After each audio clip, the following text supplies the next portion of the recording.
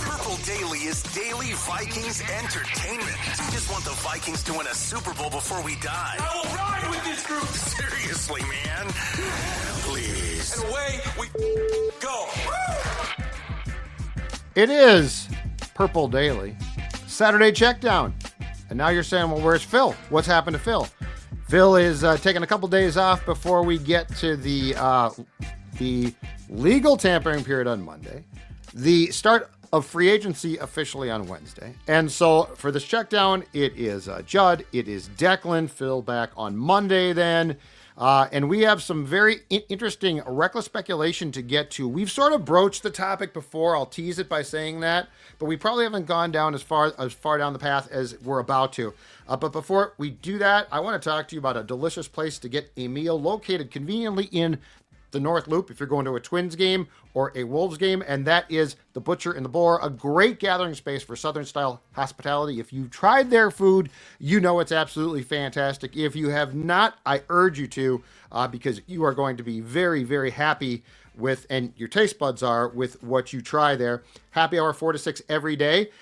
Here's something. If you go in, a couple of drinks perhaps, you're not starving, but you're hungry.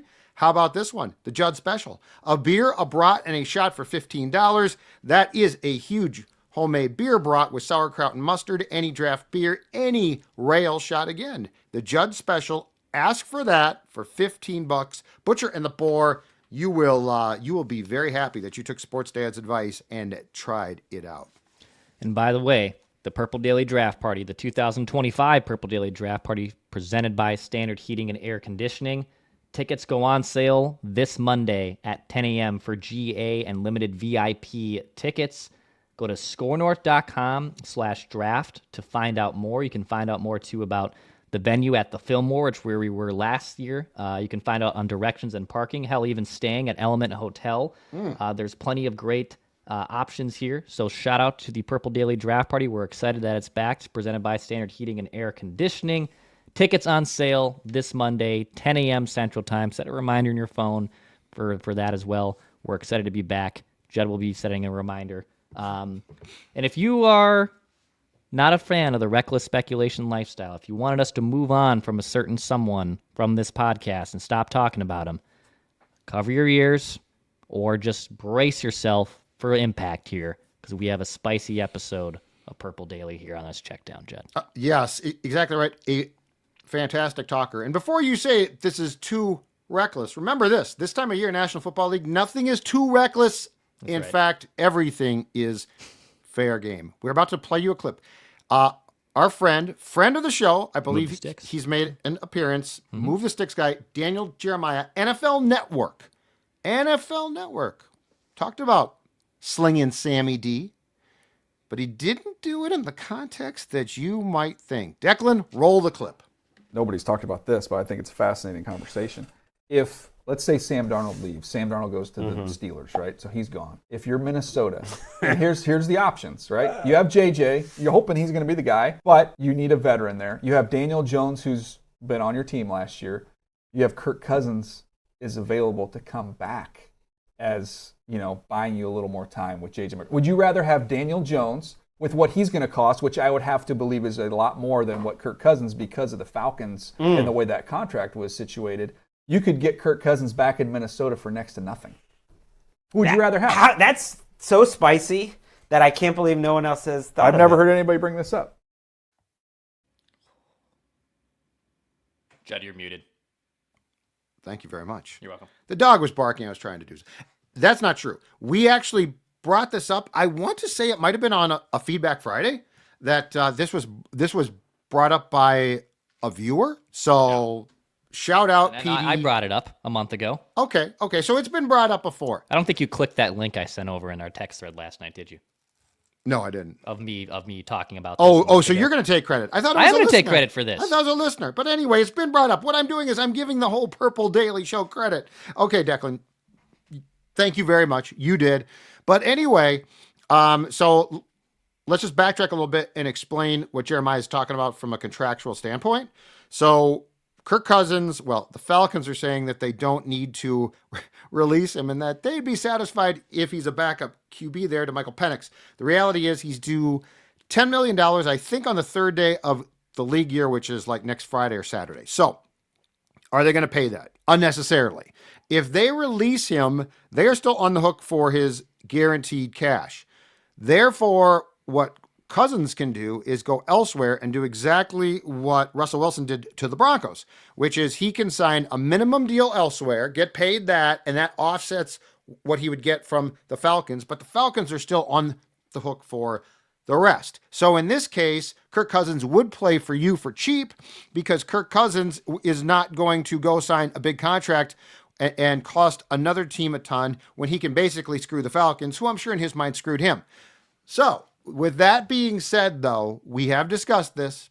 Credit to Declan. We have discussed, would the Vikings, if and when Darnold leaves, bring back Kirk Cousins for cheap? We've also tied, and I think it makes sense, and we're certainly not the first ones, Kirk Cousins to the Cleveland Browns.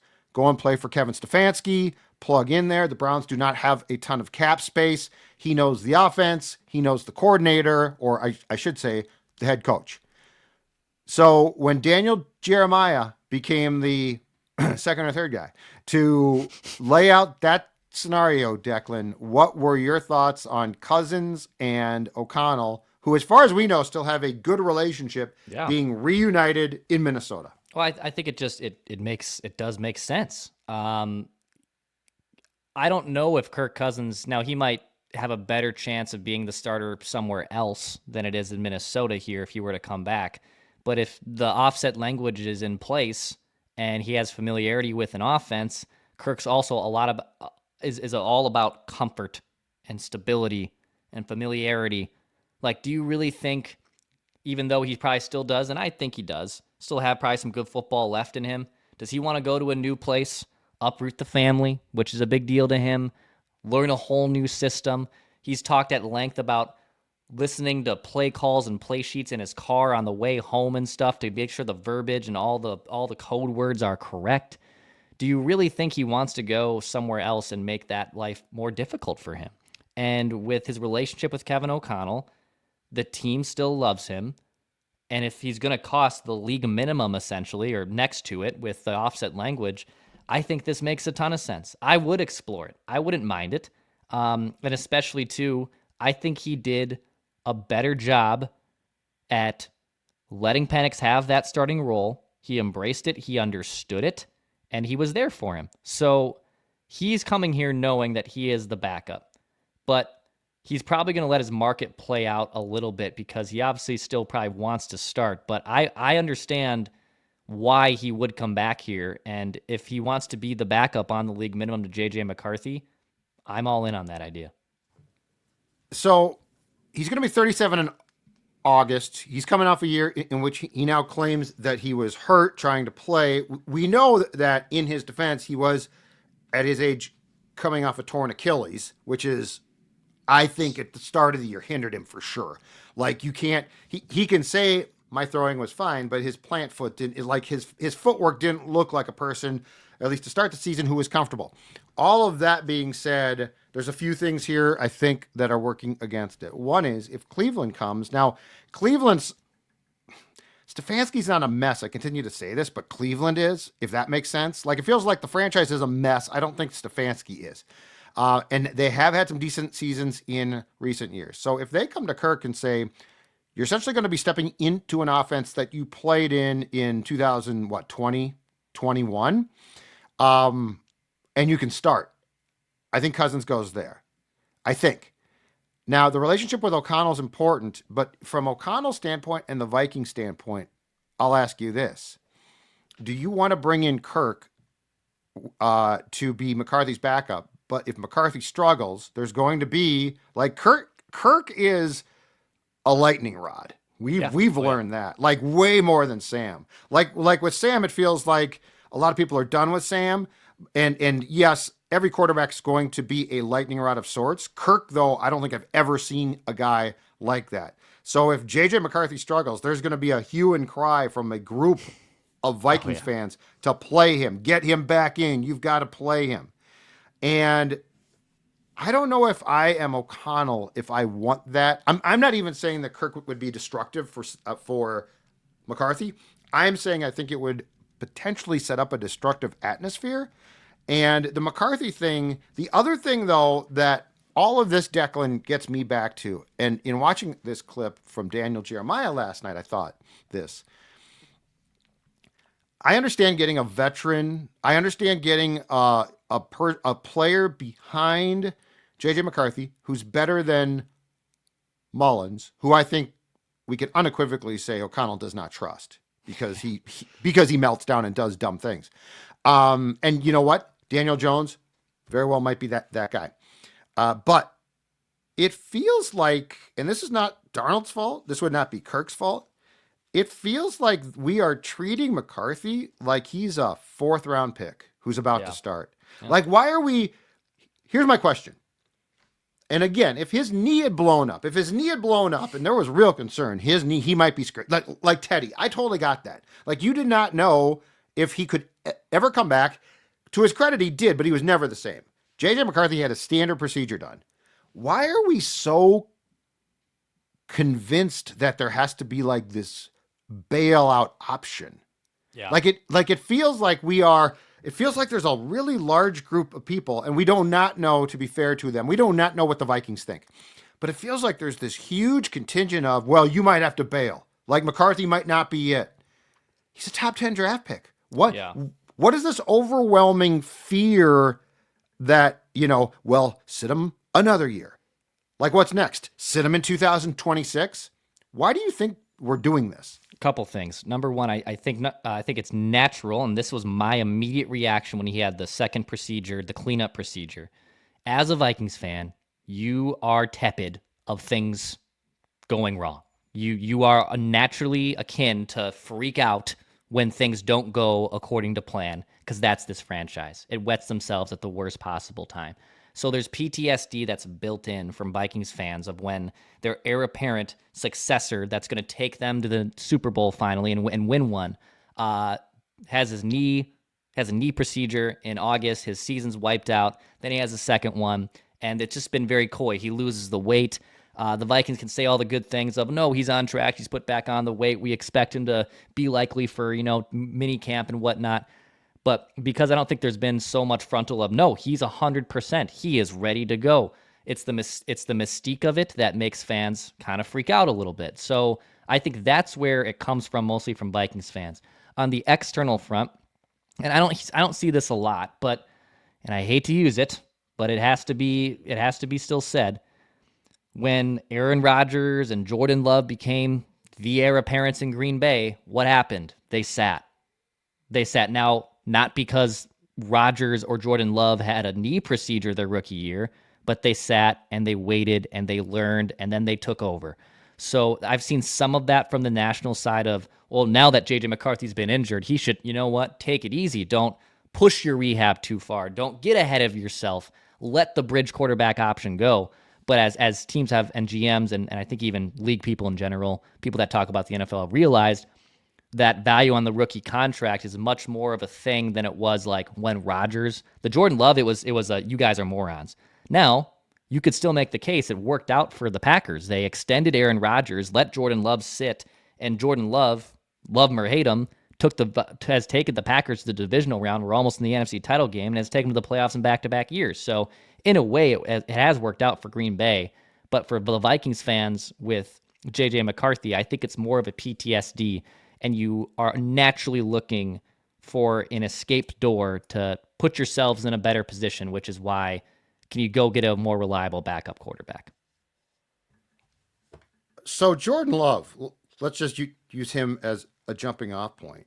Jordan Love was the 26th pick in the first round. So he is a late first round pick, and it was surprising. And I still think he sat too long, because now you've got to commit a contract like sort of on faith.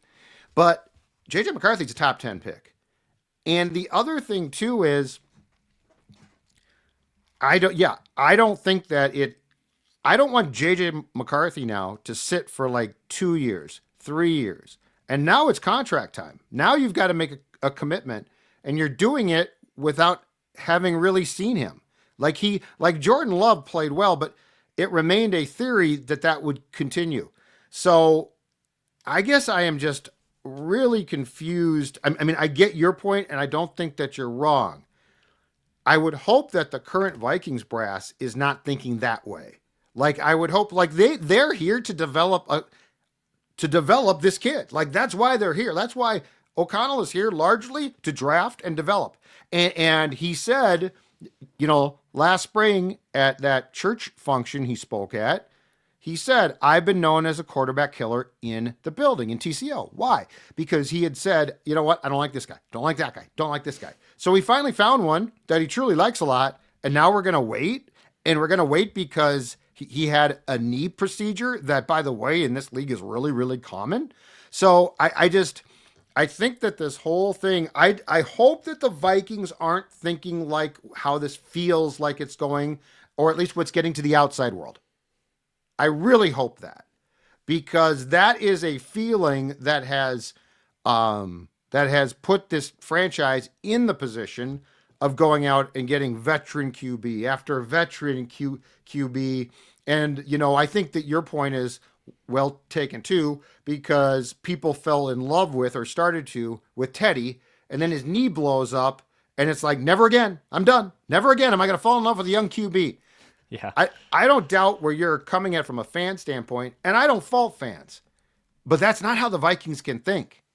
And if you're going to bring back, like when Ian Rappaport came out now a couple of days ago and is talking about the Vikings still want him back and could build a roster, and can they build a roster around it? What type of contract are we talking about? So are we now talking about 2 more years?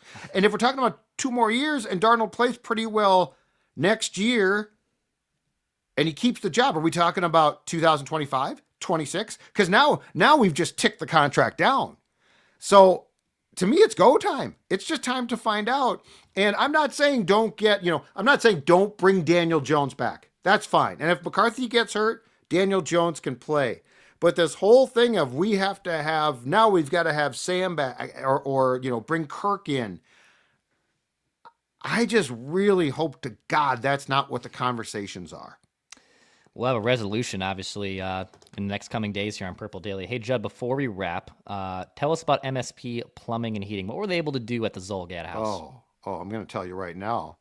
What they did, they built trust. They built trust, and that is the most important thing. MSP Plumbing, Heating, and Air, they built trust, and now you're saying, okay, Sports Dad, tell me more, tell me how, and I'm going to tell you right now. So they came to my house a week ago, and they did a test on the furnace, brand new, spanking new, in great shape. They said, this thing is great.